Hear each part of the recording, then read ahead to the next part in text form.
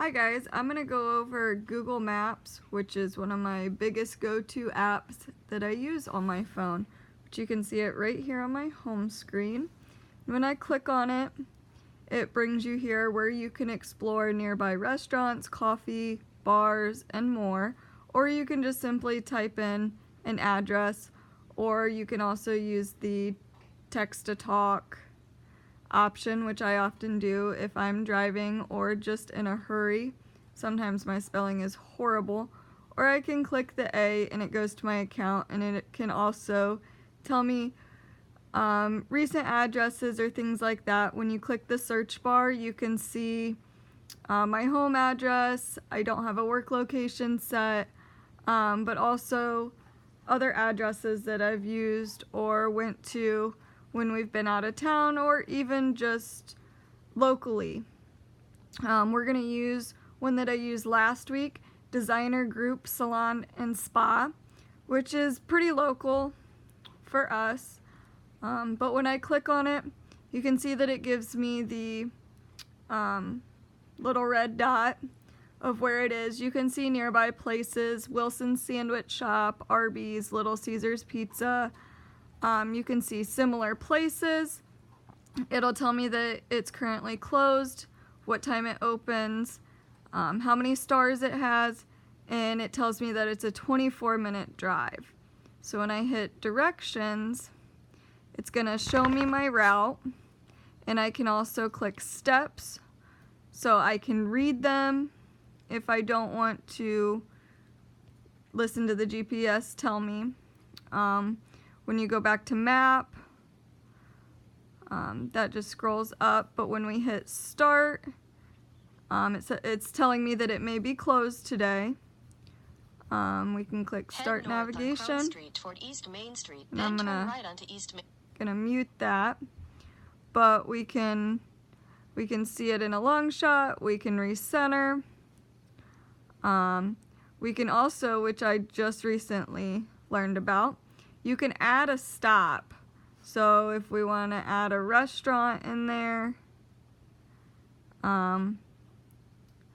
we could click Japan West, and it's telling me it's a quick detour, and right now it's calculating, and now we've added the stop.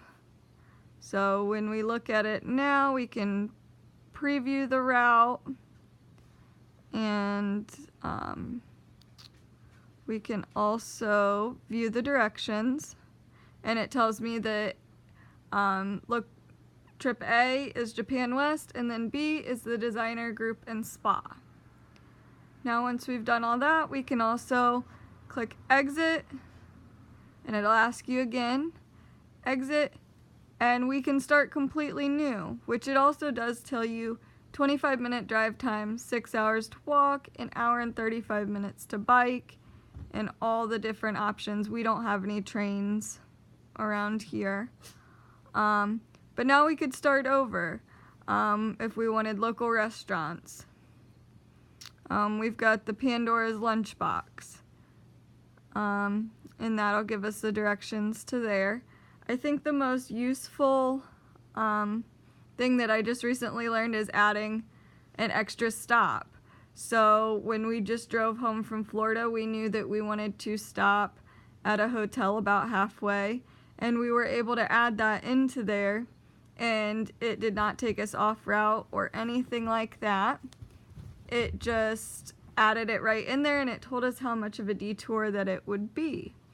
You can also see a live view.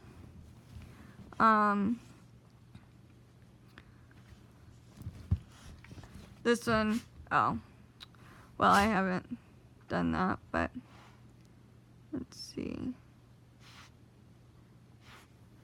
Oh, no, it doesn't want to let me back out of there. Let's try this again.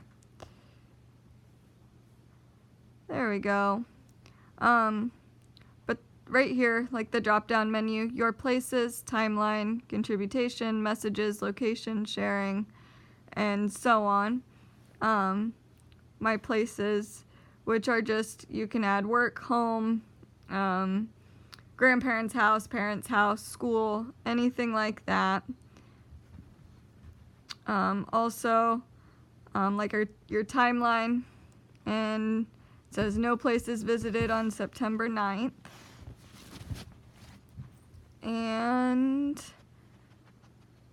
I think that's about it. I find it very useful. I've always been drawn to Google Maps opposed to the Apple Maps, but that's just a personal preference overall. Overall, I don't have any issues with it because I get lost on a daily basis. But the app also it tells you all kinds of different things, like if there's construction on the highway, if there's going to be delays, accidents, things like that. So that is Google Maps for you.